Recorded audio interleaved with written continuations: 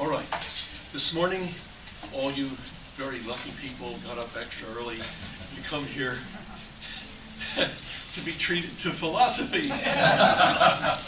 Early in the morning. What could go wrong there? So I admire your hardiness. No, I didn't say foolhardy. Hardiness. And we'll try to ease the pain. The first thing we have to do, let me say something about some remarks that Paul was making there about applying God's word to God's world. I think the average Christian of whatever denominational stripe thinks of the gospel as applied to him or herself. This is how I please God or walk with God. This is how I go to heaven. I go to be with God when I die. But it can be a very narrow vision with horse blinders on. So this is what it concerns, and the rest of the world just seems to get worse and worse, and it's going to hell in a handbasket. And we really don't have any solutions for all of that. We just keep our eyes on pleasing God. But part of pleasing God is that calling to apply His word as widely as we can. And this is one of the things that I think is the real genius of the Calvinist tradition. There are ways I don't agree with Calvin, but one way that I do is that the gospel isn't just a means of salvation. It's a means of seeing the transformation of the entire creation. So the Calvinist tradition has always been concerned with how does belief in God affect our view of blank, and then you fill the blank in with law, culture, art, philosophy, science, so on. So all of those questions about the relationship of, it's usually phrased today in the media, religion and something else, for us it's, since we know God, what view should we take of science and all the rest of it? And those are what are going to be addressed in this. Those can only be addressed through philosophy. Now, that may be a jarring claim and one that's not welcome. Because, you see, the average Christian, again, wants to think that if he or she just sits down in the pew with his Bible and reads it and prays, that he'll see what view a Christian should take of physics. Or tell us exactly what laws to have. Or what view should we take of what the state should and shouldn't do. Or what view should we have of art? And then what people who insist on that are crashingly disappointed when either they come up with nothing or they come up with all different opposing points of view. Now that is because they haven't first worked out, and this is really difficult, I'm sorry to have to tell you this, I'm the bearer of the bad news, it's because they haven't worked out a Christian philosophy. And it's only in the light of that that they're going to be able to see how being a Christian should affect science, law, art, pop culture, and so on and on the rest. Why? Well, that's because of the very nature of philosophy and what it is. That's where we start this morning. What is it? What do philosophers make theories about? Look, we've got a bunch of sciences. This is the way I usually start with my introductory class. We have all these sciences. We have math, physics, biology, psychology, logic, linguistics, sociology. And this isn't a complete list. There are more sciences than this. So what's left for philosophy?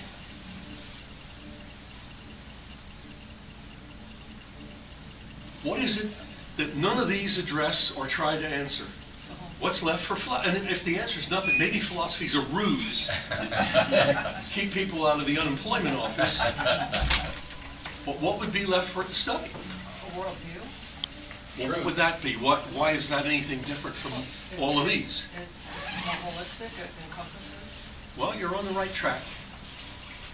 I'm just thinking of the Dewey Decimal System, where the first 100 numbers are for general works, like encyclopedias and dictionaries. Okay. And then the hundreds is the philosophy. Okay. Which and why is that? Which I think underscores your point. Yeah. Well, what is philosophy? What are its theories going to be about? Relationships. See, that usually somebody says Well, is it about how all of those relate? And that's what you were getting. It's more general. It's about the relation. It's about how all of those hang together. It's an overview of them all. What are the relationships? So sometimes this excites people, undergraduates. Yeah, I like that. And others have exactly the opposite. Oh, my God, I have enough trouble doing each one of these. And you want to worry about theories about how they all hang together? But that's what it's about. One famous American philosopher put it this way: philosophy is about how all things, in the widest sense of things, hang together in the widest sense of hang together. And I like that. It's very accurate. So you understand what I'm saying here is the arguments about the relationships of, say, biology and physics are not biological questions or physical questions. They're philosophical questions. Arguments over the relationship between mathematics and physics are not mathematical questions or physics questions. They're philosophical questions. And insofar as the scientists who work in those areas engage in those questions, they have stepped out of their own field proper and are doing philosophy. The major ones all recognize that. Einstein said whenever he tried to reflect on his theories in physics, it took him immediately into philosophy, into the theory of knowledge, and so on, and he knew it. Heisenberg said the same thing. The relationship between them all. What's a theory of that going to look like? And the answer is one of two things.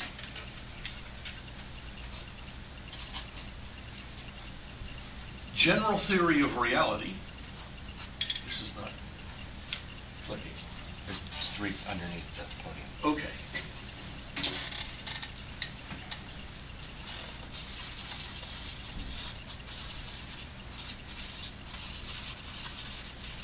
A general theory of reality.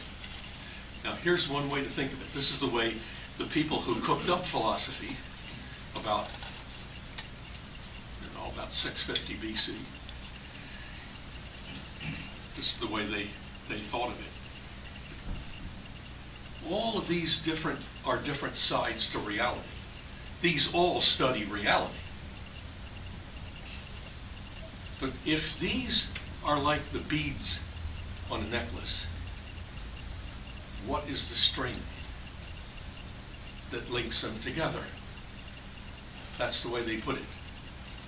They put it that way because they were pagans. I'm going to argue later that's not the right way to ask the question. But that's the way they put it. If these are the beads, what is the string? And the theory, this is general theory of reality because these are specific ones.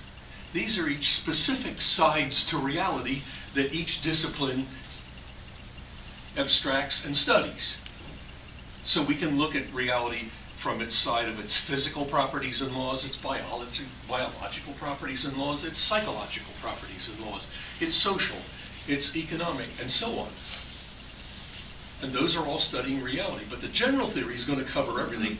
What is the most basic nature of reality? What's the string that links them all together? What are they all sides of? Now, there's a proper name for this study and a nickname. The proper name for this is ontology. Not a word you see every day. And the nickname for this is metaphysics.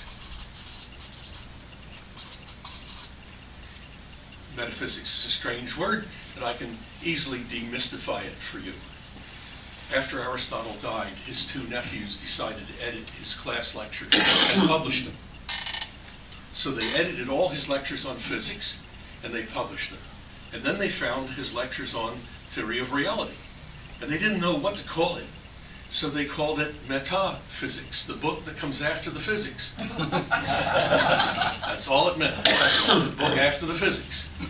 And that became a nickname for the content of the book. You know, that sometimes happens, that the name of a container becomes the name of the contents.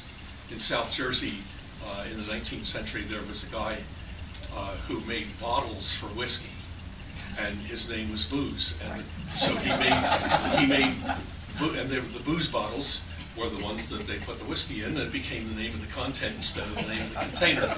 Okay, this is the same thing. Now, there's another kind of theory, general theory of knowledge. And it has a proper name, too. And the proper name for this is epistemology. So there are two ways that we get general theories about how everything hangs together. One is a general theory of reality. What's the nature of reality itself, of which all these are sides? The other is, these are also branches of knowledge. There's mathematical knowledge and artistic knowledge. There's sociological and linguistic and biological and logical. All different kinds of knowledge. But what is knowledge itself, of which these are all sides? What's the real nature of that knowledge? Okay? So now, if that's not daunting enough, then we'll try to find something more daunting. But this is a pretty tall order. Now, and I meant to say, please, we'll have a time for question and answers at the end, but please don't hold your questions. Don't let anything go by that's not cleared or needs clarity, or you want to object to or say, no, that just sounds wrong, or would this be an example of it? Interrupt constantly, because otherwise I'll never be sure that it's being clear to you. I was simply going to ask, in those two ways of two general theories, is there not a sequence that before one can have a general theory of reality, one has to have some sense of how one can know anything, including reality? So sequentially, at least, I would think that the general theory of knowledge, one has to have some view of that issue before one can have any confidence in a view of the general theory of reality. All right. You'll understand this is a question about the relationship between these two general theories. Wouldn't you have to have an epistemology to have an ontology? And the answer is that you can argue it the other way as well. If you didn't know what reality was, you couldn't very well get a theory of knowledge. And I think that in fact what I'm going to argue is that the view that both of these are controlled by whatever someone thinks is divine.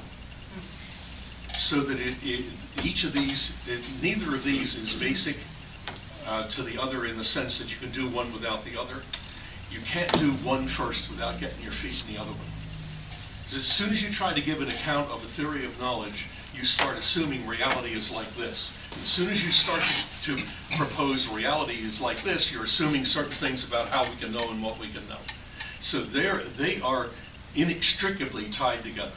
So asking which one of these comes first is basic. The other is like asking which leg is more important when you climb a mountain, the right leg or your left. No, sorry, you can't get away from both. They're linked together. But I would argue, and this would go back to the lectures I gave here last year on the two ideas of the nature of God, that if you have the proper idea of the nature of God, if you have the right divinity, then you're going to have the right view of these. And if you have a wrong divinity, you're going to have a wrong view of these. And here again is something that's very much in line with the Calvinist tradition. You have to have the right God, or you don't get creation straight. Now I have to tell you, 99.9% of all Christian thinkers have not held that to be true. What they all do is say, there's the book of God in Scripture, and there's the book of God in nature, and it's up to us to interpret them and put them together and harmonize them, as though they're independent. And Calvin sees it differently. For Calvin, Scripture supplies the spectacles through which the book of nature must be read. So it's not that everybody confronts nature and gets all the same conclusions there, and then we have different conclusions about how the true God and how to please God, and now we piece these together. That's not it. And I'll give you, before we leave this morning, some excellent reasons to think that that's true, that Calvin was right about that. Paul and Areopagus. Paul makes the same. Okay. Basically, it's not. Yeah. It doesn't count. It's not All right. Paul. But here's what we're here's what we're about. Unless you've got a Christian perspective on how to hang all those together, you're not going to get the answer to, since we know God, what should we think about physics, biology, chemistry, logic, sociology, economics. You're not going to get any answers to those questions. You can't sit and read them out of the Bible. Now, that's the fundamentalist program. I'm sorry to drop the F word on you. The fundamentalist program is that the Bible is an encyclopedia, and whatever you need to know, you go look it up. So whatever you're dealing with, you first see what Scripture has to say on the subject. That assumes, of course, that it's going to have something to say. So if you're dealing with metal stress or heat transfer, we go to Scripture to see what it has to say. I hope it's obvious. The answer is 0. It doesn't say anything about that, because the Bible is a collection of the covenants God has made through history with people He wants to redeem. And that's what it's about. It's about the contents of the covenant. Galileo had it much closer to being right when he said, the Bible doesn't tell us how the heavens go, it tells us how to go to heaven. Because people were telling him, Bellarmine, for example, Cardinal Bellarmine, that the Scripture says that the sun goes around the earth, so you can't say, no, the earth goes around the sun. And he was saying, Scripture doesn't teach anything about that. It's just reporting what we see when we look in the sky, and it's not making any pronouncements about astronomy. We get astronomy knowledge by doing astronomy, not by looking up in the Bible, taking it to be an encyclopedia. So that's why a Christian philosophy is a necessary thing. Now notice something else Christian philosophy is not. Christian philosophy would not be a way of presenting the gospel to the non-Christian. Clear? This is a way of telling Christians how to do philosophy, and therefore what perspective they should take on the sciences. It's how Christians should deal with theories. But one of the big objections to Dewey's philosophy came from Professor Van Til in Philadelphia, who kept saying about it, but this is no way to present the gospel to the non-Christian. That's not what he's doing. And one day I had lunch with Van Til and explained that. I said, he's trying to show Christians how to do theories, not presenting the gospel to the non-Christian. And he said, well, then I like it less. That's what he should be doing. But that just says he can't have his own calling. He has to do what I'm doing. I'm sorry, but that's just not right. So do you understand that this is not a defense of the Christian religion? It's not proving God exists. It's saying we already know God, so we already know that's true. Now what should philosophy be like? All right, if this much is at least clear, then let me add one or two more remarks, and then we'll go to how people always did try to get a theory of reality, because that's the one we're going to concentrate on. Next week we'll talk about Dewey's ontology, his theory of reality. Dewey did not work out an epistemology, but the ontology, insofar as it goes and insofar as we can see that it looks really good and promising, has lots to say about how an epistemology would go. And that's what I'll be talking to the ASA about after this session next week, after the service, church service next week, what an epistemology would look like, and how does belief in God fit into that? How do we know that? I'm going to argue that belief in God is not blind faith, it's certainty. Yes? I just wondered, would you be able to enlighten us on how a philosopher Wittgenstein would feel about this? I once read that he said philosophy had failed in all of these, except linguistics. Right. Well, he's a complicated character. And in order to understand a good bit of what he did, you would have to have a pretty good working knowledge of modern symbolic logic. But I can give you a thumbnail sketch. First of all, Wittgenstein would not have disagreed with this. Philosophy has always been about how everything all hangs together and so on. And he thought that insofar as it was, it had failed. So he argued that philosophy has to be restricted much more narrowly, and it should only concern what we can meaningfully say and what we can't. In other words, he was interested in two of these sides to reality, the linguistic and the logical, and their relationship. And that's all philosophy was going to do, was analyze language in terms of modern logic.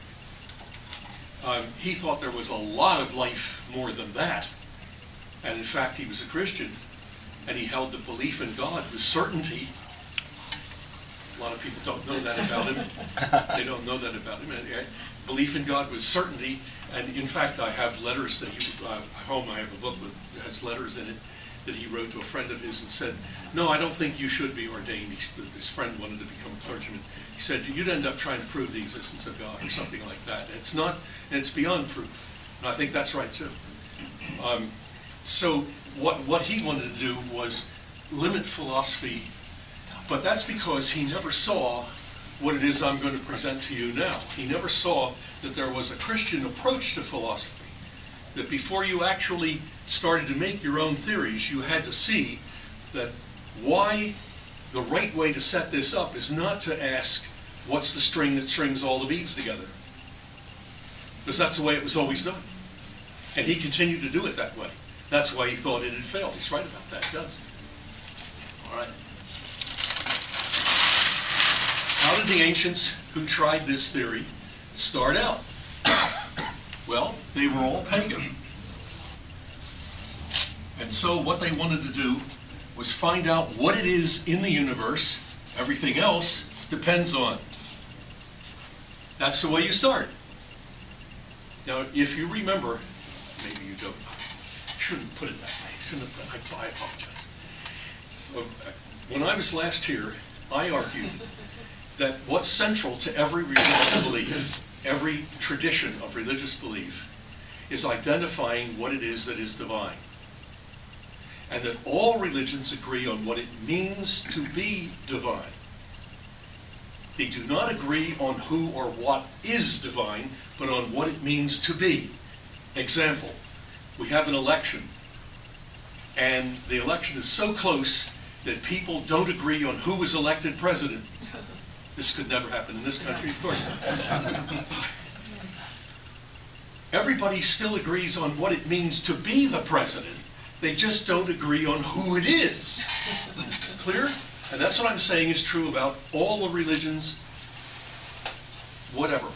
They all agree on what it means to be divine. They just don't agree on who or what it is. And the agreement is that the divine is the self-existent reality, which is the origin of everything not self-existent. Okay, I talked about this at length, but I will not assume that you were here to hear that or that you would remember it. A religious belief, I said, is a belief in something as divine, about how the non-divine depends on it, or about how humans come to stand in proper relation to it. The divine could be a realm of things, two beings, no being at all. All kinds of conceptions can fit in that slot, but whatever you put into the slot of being the self-existent origin of everything else is your divinity belief. And to that extent, you've got a religion, whether you call it that or not. Now, let me take that back to a question you asked, and I said, how you see the nature of reality and the nature of knowledge is chiefly going to be determined by what you think is divine, by what you think it is that's self-existent and the origin of everything else. And so what we get immediately in all the oldest theories of the human race, the very first theories were theories of reality. They were ontologies. They weren't physics theories, math theories, biological theories, logic, and they were theories about the nature of reality as a whole. And they all tried to identify what it is in the universe that is self-existent and the origin of everything else. Everything else depends on it. And they had different candidates. But they were all features of the universe. Do you remember this? The Greeks said, some said it was earth, air, fire, water. You remember that? And then Luciferus Democritus said, no, no, it isn't earth, air, fire, or water. It's little tiny things called atoms. And how the atoms combine make earth or air or fire or water. You with me? This is still 500 BC. People like Plato and Aristotle said, it can't just be matter, though, no matter how you construe it. Atomic theory sounds right about how the different kinds of matter get here, but there has to be a rational side to the universe. So there have to be logical laws and mathematical laws. And so Pythagoras, Plato, and Aristotle argued that there wasn't one thing, there were two. There's the rational and the material, and they interact to make the cosmos that we experience. But they're all picking some side of the cosmos. The physical, the logical, the mathematical, the spatial, to be what it is that is self-existent, and everything else depends on it. Now we come to the tragic part of the story. The rise and spread of Christianity. What do Christian thinkers say when they confront this project? And I wish I could tell you that they said what they should have said, but they didn't. Well, before you go from there, everyone, I guess, has a view of the divine. No matter if you're atheist or everybody has some sort of box. Whether they call it that or not, they do. So it's kind of human condition then? I mean, that's just basic. There's no one that doesn't have that, right? They may have. I think that's true. I don't claim to be able to prove it, but nobody can propose a theory that doesn't assume a divinity, which is pretty good evidence right there. I mean, if you can't make a theory about anything that doesn't presuppose some divinity belief or other, then anybody who believes any theory's got at least one divinity belief. Now, I defended that in my first book. The book is called The Myth of Religious Neutrality. And it argues that it's not possible to construct a theory about anything that doesn't either explicitly have or tacitly presuppose some divinity belief or other. And that the contents of the theory differ relative to whatever divinity belief is held. And it ends by asking, then what should a Christian philosophy look like that starts with God? What should its theory of reality look like? And the last 3 chapters explain Dewey's theory of reality, which is coming next week. Okay, that's what goes on in that book, but it takes 10 chapters to lead up to that, only in the last 3. So that gradually, this is for non-philosophers. It starts, I'm not saying it's beach reading, but it starts, you don't need philosophy to read it. You don't need to know philosophy to read it. But it starts with, what is a divinity belief? What's religion? What's a theory? What is the general relation between these two? And I argue that theories are all regulated, guided by a divinity belief. Divinity belief sets a range within which theories look good, outside of which they don't. So it's not that if you have one divinity belief, you will have this theory. You will have one of a range of theories. It underdetermines them in that sense, yeah. Yes, sir. So is this deductive reasoning? You're starting from the general and going to the particulars? A equals no, B. we're trying to get a bead on the nature of the general. We're trying to get a bead on that.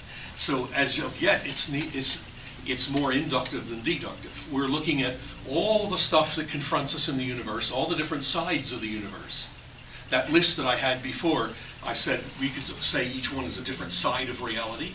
A more precise way to put it is that the things of reality that confront us in our everyday experience exhibit characteristics of every one of those kinds. Yeah? Try it. Here's an object. This object in our everyday experience seems to us to exhibit physical characteristics, solidity, spatial characteristics, size and location, mathematical characteristics, there's a how much to it, quantity, and we can measure it in a number. It seems to us to exhibit logical characteristics. It's logically distinct from and distinguishable from everything else that's not it. It has linguistic characteristics, can be named. In English, it's a chair. In other languages, it's another word, but it's the same concept. Psychology? Yes, and it's able to be perceived. We perceive colors, we feel smoothness and coldness, and it makes noises when we bang it around. And, yeah, so it seems to have characteristics of all the kinds, and all the kinds of characteristics have laws among them. So, psychological law, being red excludes being blue. Nothing can be both red and blue all over at the same time.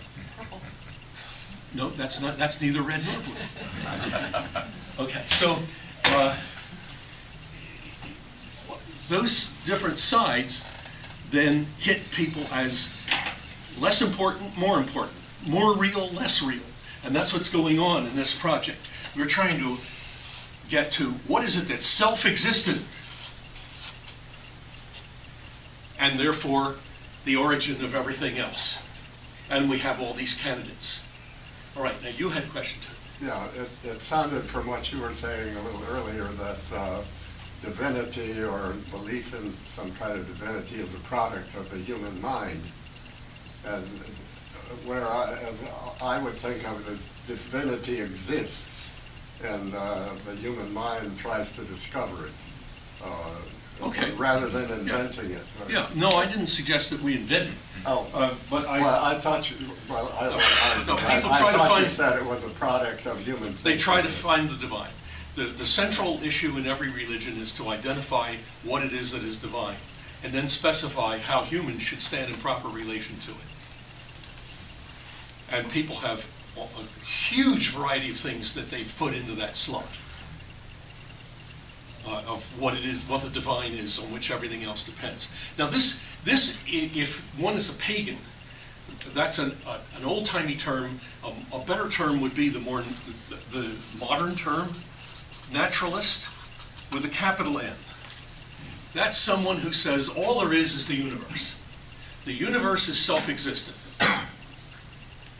Okay? The cosmos, whatever term you want to use, the pluriverse, universe, cosmos, I don't care. It's the world open to our experience, able to be studied by all these different sciences. That's all there is. Or if there is anything else, we don't know, and it doesn't matter because this is self-existent. Now, obviously, not everything in the natural world is self-existent. Things come into being and pass away all the time. Whatever does that's not self-existent. So the question is to find what it is in the natural world, which is. Because it's not the stuff we observe, is it? It's not trees and mountains and clouds. It's not even continents. Certainly not people and animals. They all die, they all move, they all change, they all come into being and pass away. So what is it?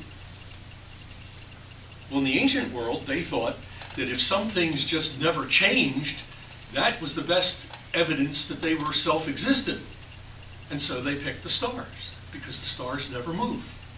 Now, actually, we know that they do, and we can measure it, but they couldn't, so they looked fixed. So Aristotle called the stars visible gods. And that's why, because they were changeless. And therefore, that was the best hint that they were also self-existent. Okay, these are examples. Now, clearly, a Christian coming on all of this should have said, but we already know the only being that is self-existent is God. And everything other than God depends on God. So it is not the case, this is what they should have said, it's not the case that there's anything in the universe, everything else in the universe depends on. The whole thing depends on God, who is not in the universe, except when he visits. But he's a distinct being from the universe. And he has brought into existence everything other than himself and sustains it all. And they didn't say that.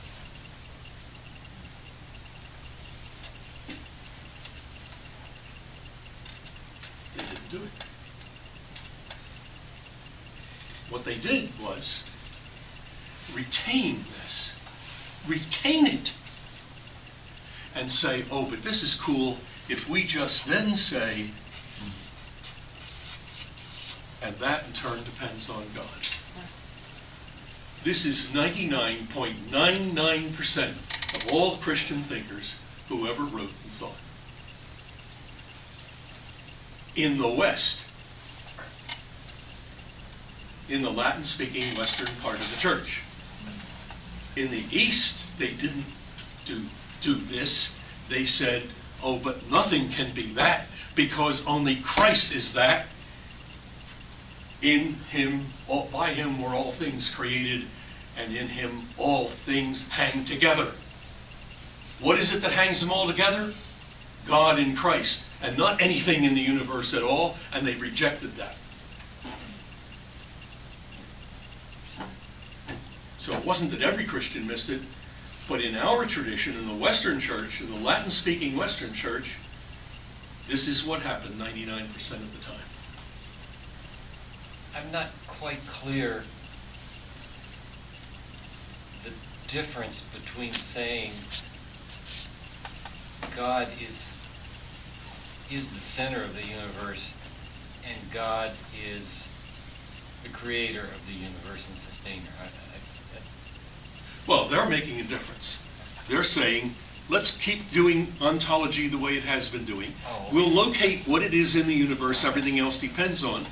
And that's not pagan if we then say, and that in turn depends on God. Oh, okay. So this becomes the mediator between God and everything else. This is how God sustains everything else, by having this create all the rest, and he creates that. Right. Can you give examples of? Sure. Christian thinkers have held, following Plato and Aristotle, that there is a combination of matter and what they call rational form, and that the rational forms are logic and mathematics, and then matter is maybe atoms, and that the two together form what they call substances. Now, that's easy to explain. Stands under. This is what is in each and everything, and stands under all its other characteristics and generates them all. So there's a substance of what it is to be a chair, and a human being, and a horse, and a cloud, and a mountain. And that's what makes it what it is. And its rational plus physical characteristics interact in order to generate all its other characteristics. Biological, social, economic.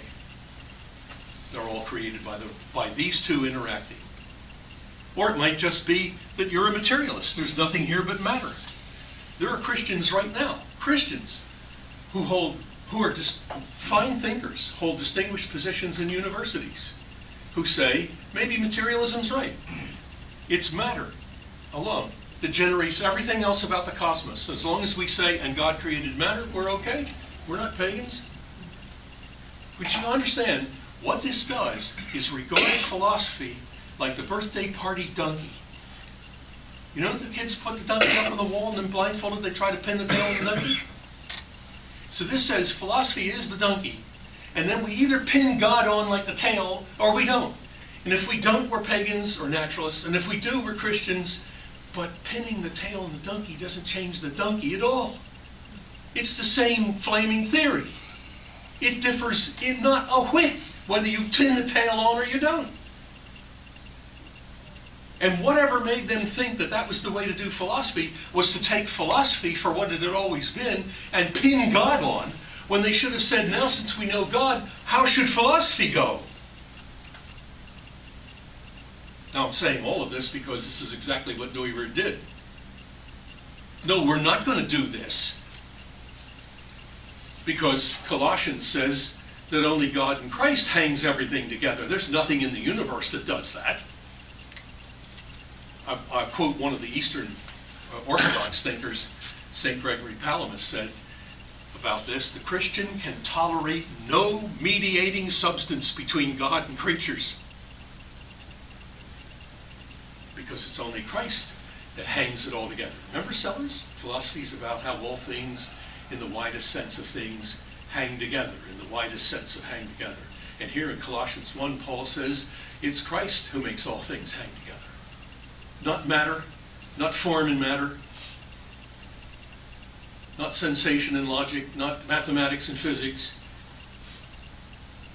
All of the candidates of Western philosophy, the long parade of mix and match, picking which sides are the ones that generate all the rest, are all wrong and should all be rejected.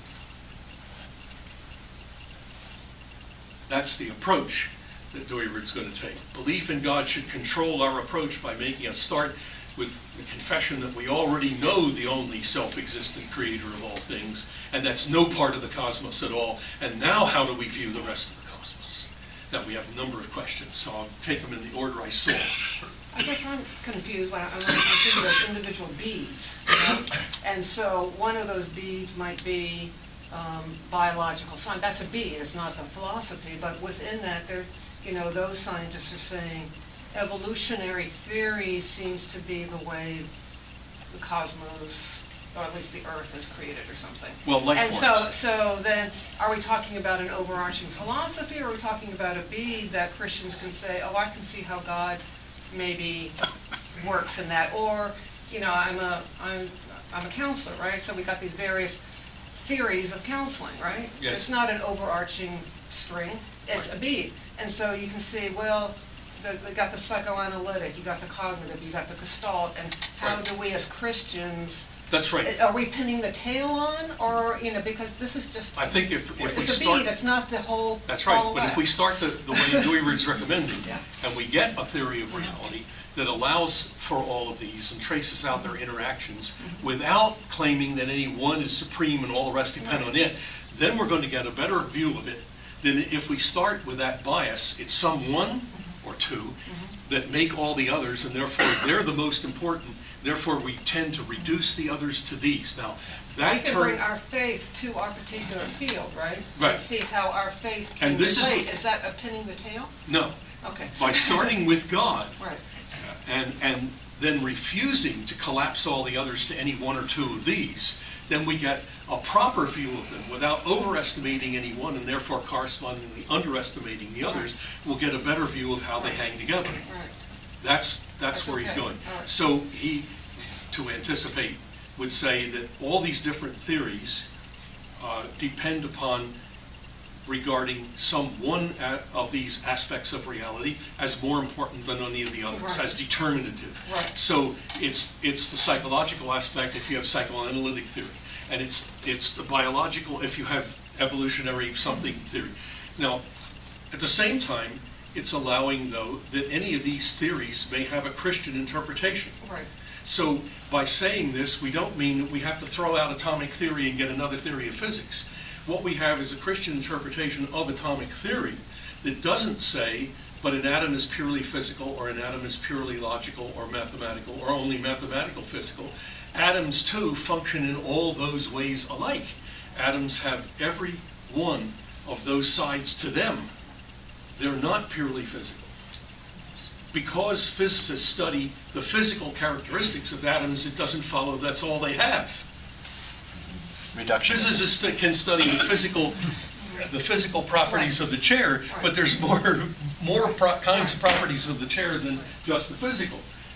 You see, it's always that deifying one that tends to blind you to the rest. Now, I just a moment ago used the term reduce the others to this, and it sounds like a Jenny Craig terminology. But in fact, that's the term that philosophers use. When they claim that this generates the rest, that's weak reduction. The others are there, they're real, but they depend on this. Strong reduction says, oh, but there's only this. The others are all mistakes.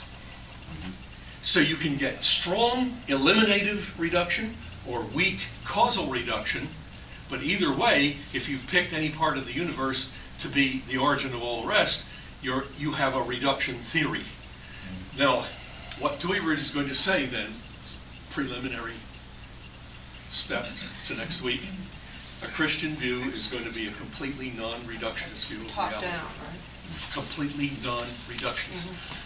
None of the aspects of creation generate all the other aspects of creation. They exhibit many kinds of interrelations, but none is the cause of all the rest. Only God is the cause of all. He sustains all, and God's laws account for the relationships that hang them together. And no one of them accounts for that. The villain in this piece, as I see it, is Aristotle. Or rather, the falling in love with Aristotle that overtakes first the East, then in the West, between the 8th and the 12th centuries. That you say he was the philosopher Yeah. Aristotle believed in eternality of matter. Yes. This always was here. And this form. stuff seeps in. And form. He's a dualist, form and matter. Right. So matter never was created, neither were the forms.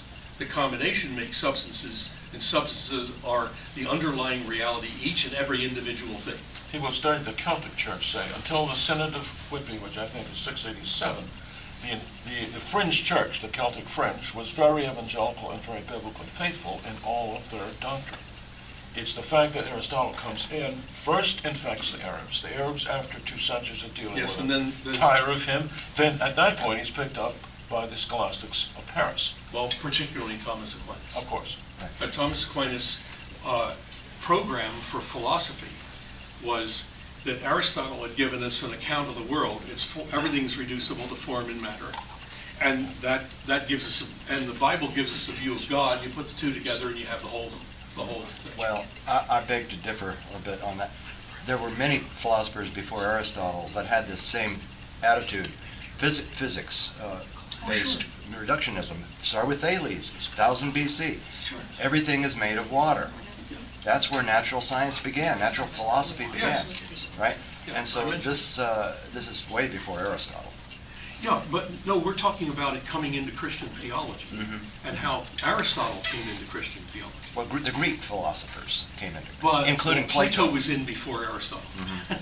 So there were plenty of people that combined Plato with Christianity Right. before they did Aristotle, because Aristotle was lost for a long time. Right. Then when Aristotle was rediscovered, that's how he was talking about. Yeah. Aristotle was translated by the Muslims from Greek into Arabic, and 13th then century. certain scholars in Europe translated the Arabic into Latin, and then it made a big impact. And Thomas Aquinas championed this. Aquinas died in 1278, I think. So that was his life's work, was to say, take this view, this Aristotelian view of creation, the biblical view of God, and you've got the whole picture. There's reality. But it didn't revise this on the basis of the knowledge of God. Knowledge of God is added on to this. It's still the pin, the tail, and the donkey. So the first thing you have to understand about next week is that what you're going to be presented with is one way a Christian philosophy could go, based on the principle that only God is self-existent. There's nothing in the world the rest of the world depends on. It all depends on God. Then what would a non-reductionist view of reality look like? I mean, look, it's been 2,600 years of theories of reality, and they've all been reductionist. They all claim the way to explain the world is find what it depends on and relate everything to that. And if there's nothing in the universe like that, then how do you construct the theory? I had a colleague in the department say, I said, this is a non-reductionist theory of reality. He says, if it doesn't reduce, how can it explain? And I said, well, read it and find out. Now, the fact is, in case you're curious, the people that have read this, even my little 3-chapter account of how Dewey-Reed's philosophy goes, are mightily blown away. Whoa, that's really amazing. That's the kind of reaction you get. I mean from non-Christians.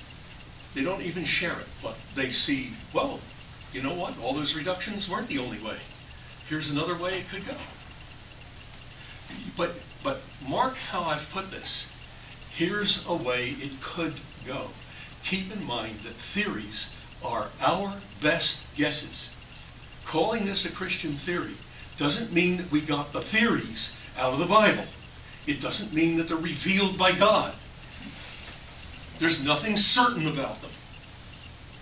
It means making those guesses in a Christian way that's guided by the principle that nothing in the universe is divine, nothing in the universe is what everything else depends on, that whatever account we give, it's got to be non-reductionist, and if we find our theories leading us into reduction, then we know there's something wrong with it. It's that kind, that's why I'm saying it's a Christian approach to doing this. It does not hand you the contents on a silver platter. And it doesn't make them infallible, and it doesn't identify them with the Christian faith.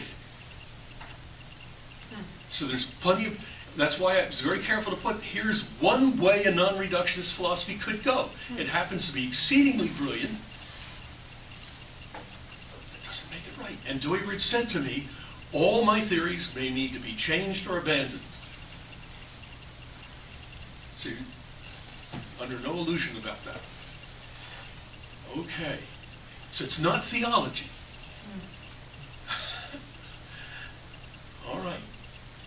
All we're doing is clearing the brush for the foundation here. Yes, question?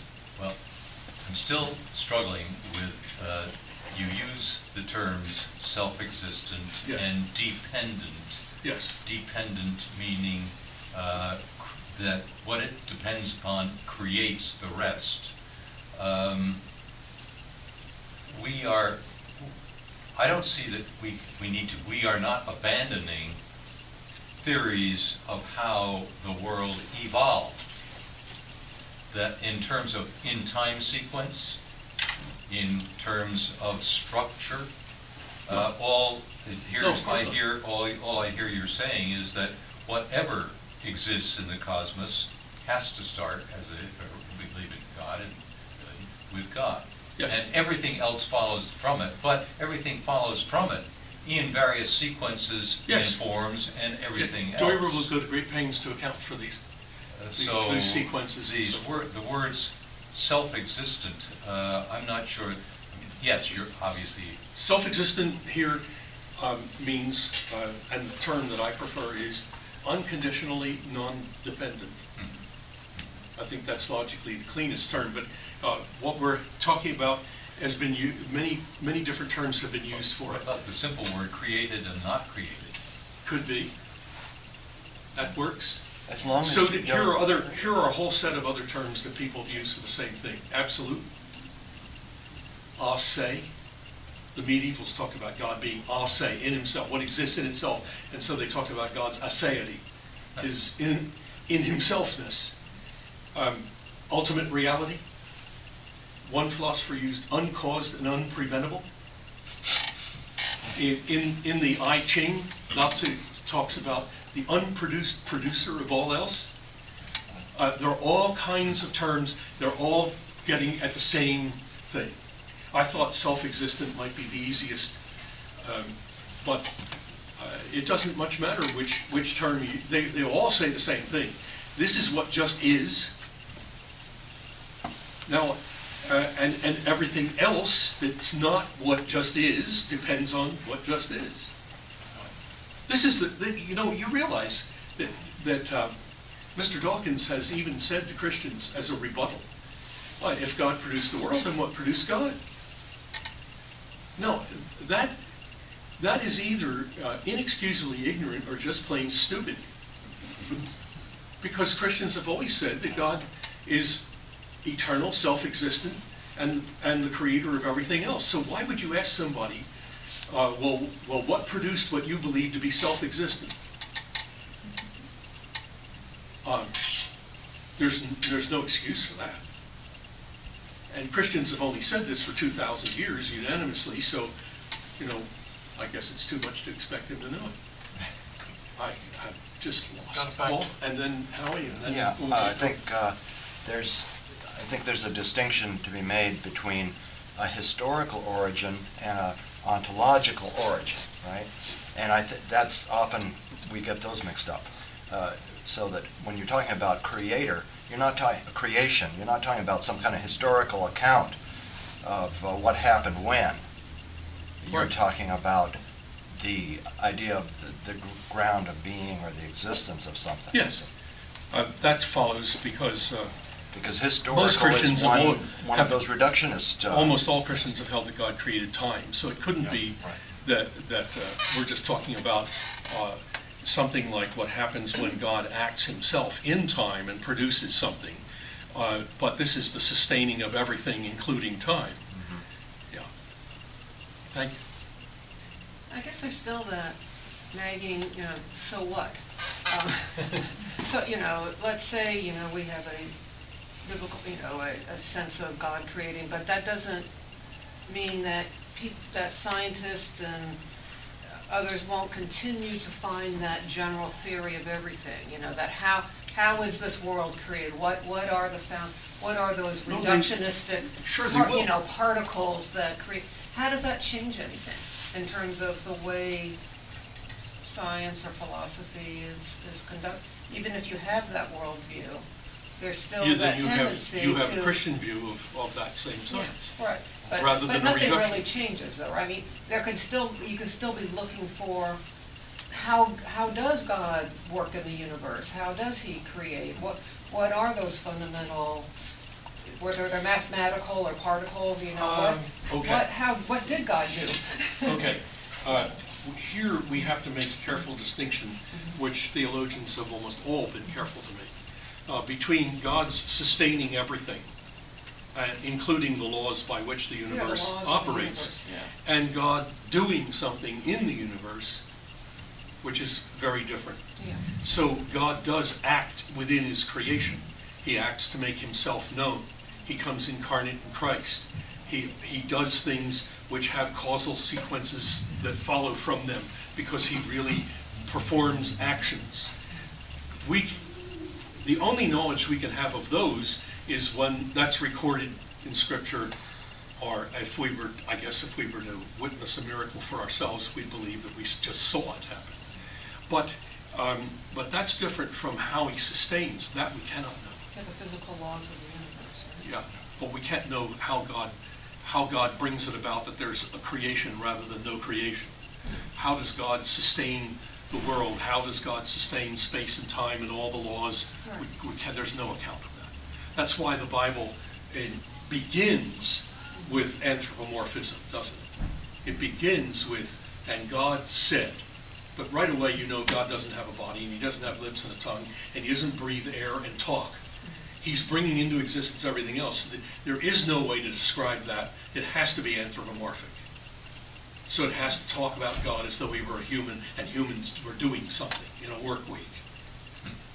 But it starts with anthropomorphism, which tells you that what follows is largely going to be couched that way and not to be taken literally. And the guy that wrote that knew that.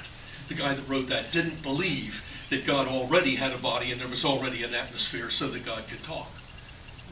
Okay. So we have to distinguish those two things. So if you're saying, oh, well, then what's different? Well, one of those you can't get an account of at all. The other is an account of God's specific acts in history, His saving acts. That's what Scripture gives us a record of. And as to how all the rest of this works, that's our project. Right. We're curious about our world. We want to find out how it works. But are we going to find out how it works by assuming some one part of it creates all the rest? If so, that's the most important part always. That's the dominant one. We underestimate the others, and we get a skewed theory that can't be right. Or are we going to see them all as equally real sides to reality and trace out the relationships between them without trying to collapse any one to any other, and then you get an even-handed picture of the whole? That's the difference. So I wasn't quite sure about the so what. The so what is now Christians can have their own view. They're not stuck with being told, well, physics says this by a guy that absolutizes physics. Right. Or physics says this by a guy who deifies mathematics. Right. See, you're not bound to that interpretation. You have to recognize the difference between, here's what we find when we shoot these particles through a Wilson cloud chamber, we get the following streaks. Okay, fine. But now how do we understand them? Well, maybe it's just sense perceptions, it's purely physical, it's mathematically caused. No, it's mathematically measured but not caused. So Jesus prays, before the world was, I was with you. Yeah. That means that God the Father and God the Son are out and before. Yes. And after and through. Yes. What we know is the space-time corridor. So you've got to relativize the space-time corridor to understand any sense of the eternality of God. No. May I? I'm going to append something. I'm going to hang something on that, like the tail on the ducky. But it's more important. I did give a talk here about two ideas of the nature of God. I don't know if anybody here remembers that or even was here. In one view of the nature of God, the view that came to prevail in the West, by combining Scripture with Plato and Aristotle, the view was that the characteristics of God are all uncreated because God is. And if they're uncreated in God, they're uncreated in the world. The same characteristic can't be both created and uncreated. That's self-contradictory. So if God is one, then God didn't create mathematics, because he didn't create numbers, because it's what he is. If God thinks, then God didn't create the laws of logic, because that's what you need to think. So the laws of logic are uncreated. If God is good, then goodness in the world is uncreated. God has it perfectly, we have it imperfectly, but it's the same uncreated property.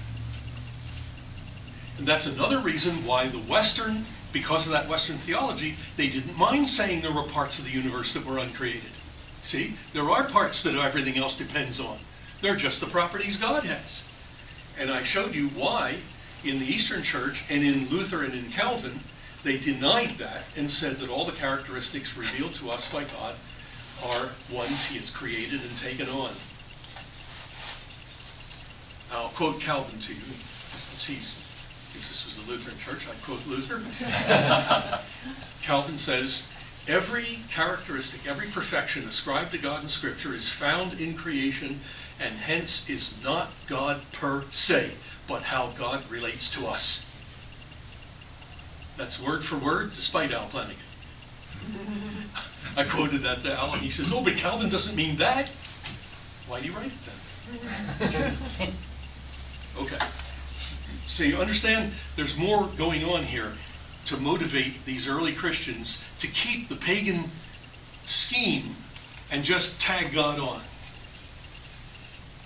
And Dooyeweerd, following Calvin, is going to reject that and say, no, no, no, you start with God. You already know what the self-existent origin of everything else. And therefore, it's nothing in the universe. It's not just that this isn't divine. It also isn't what everything else depends on. Because Colossians 1 combines the divine with what makes everything hang together, right?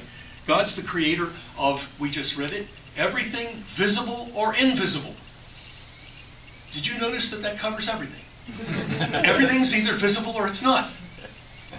Including goodness, mathematics, logic, all the things they said were, the West said had to be uncreated because they were true of God. This says God created. Follow? So what the Western thinkers tried to do was separate divinity from what everything else in the universe depends on, right? They wanted to keep something within the universe everything else depends on, but make God the divinity by making this depend on, in turn, on God. What the Reformers and the Orthodox theologians said was, there is no such thing here. There is only God, and God is both. That the origin of everything else and what continues to sustain it and hang it all together. So we're not going to look within the universe for that. And as a consequence, I'll add, Eastern thought kissed off philosophy just about altogether. So in the Eastern Orthodox tradition, there's almost no messing with philosophy, because philosophy says that corrupt stuff where they try to keep all the pagan thought. And they view theology very warily also. Theology is just to help you in your Christian life. It's not big theories, sets of books of theories like a science, like Thomas Aquinas calling the Summa Theologica is theology, which is the science of God. They think that's nuts. There's no science of God. You don't sit down and study God like you're putting him under a microscope. You try to explain his word and apply it to people's lives, and that's what theology is for, encouraging the life, the faith life of the believer, period. So they abandoned it altogether. I won too. It seems to me what's implied here is that God is in some sense unknowable. Yes. That all we can study is what he reveals. Right. Right on both counts. You're quoting Calvin. Okay. And Luther and all the Orthodox theologians. And where I think a lot of us are all of, at least everything of science that I have read, one of the things that is assumed is that if you name it, you understand it. Well, that if, it's assumed by a lot of people. To a great extent. Yeah, but it's false. It's certainly, yeah. But that's the way we hang things together. But look, here's a real easy this may seem a far-out illustration, but it's an easy illustration of why that's false. I can have the idea of all the numbers nobody will ever think of. I have that idea, and I can name it. That doesn't let me know any of those numbers, because as soon as I know one, it's not a member of that class anymore. Right, like So, that you have more than one set of infinite series. okay, so it's not true. Calvin says about God that what we need to do is attend to His Word and never think about God except as we have Scripture for our guide. Or how can man, who cannot know his own essence, know the essence of God? In his commentary on Genesis, he puts it this way: as for those who proudly soar above the world to view God in His unveiled essence, it's inevitable that they entangle themselves in figments of their own imagination. There is God at core is unknowable to us. God has, and this again is one of the Orthodox saints, theologians, but God has imposed upon Himself a really diverse mode of existence which we can understand out of His love for us.